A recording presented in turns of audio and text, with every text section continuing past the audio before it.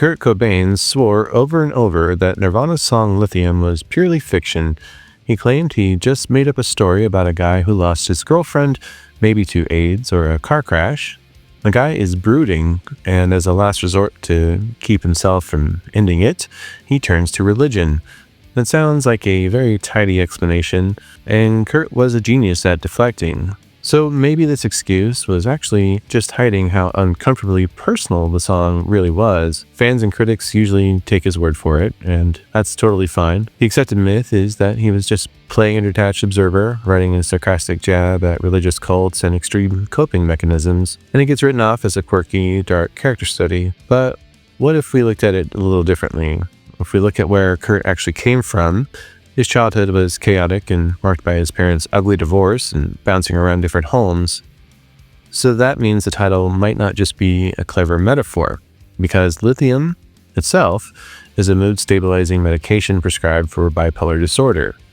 And years later, Kurt's cousin, who was a registered psychiatric nurse, claimed he had actually been diagnosed with the illness, noting his symptoms of extreme rage and euphoria. So maybe instead of a fictional stranger, the core of the song comes straight from Kurt's teenage years.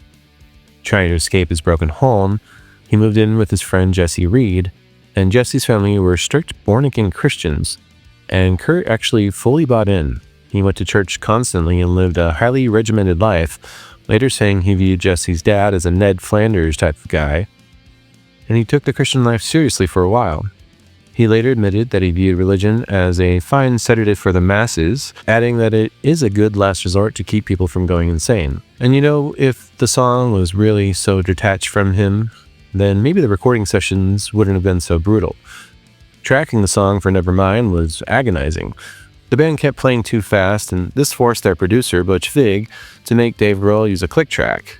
And after a few botched takes, Kurt became so enraged he just completely snapped.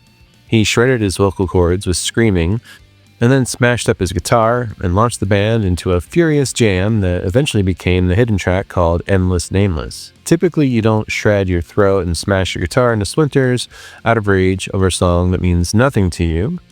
But then again, it could have just been a bad day. The track directly compares the numbing effects of psychiatric medication with the numbing effects of religion. And Kurt hid behind that dead girlfriend story because the song was actually about his own terrifying mood swings. Possibly. He was processing the harsh realization that he too was desperate for a sedative to handle reality. And the song's extreme loud and quiet dynamics, those aren't just musical tricks, they mimic the extreme highs and lows of bipolar disorder. And when the track hits that massive bridge and Kurt yells, "I'm not gonna crack," over and over, maybe he's not singing in character. Maybe he's desperately trying to convince himself. Thank you for watching.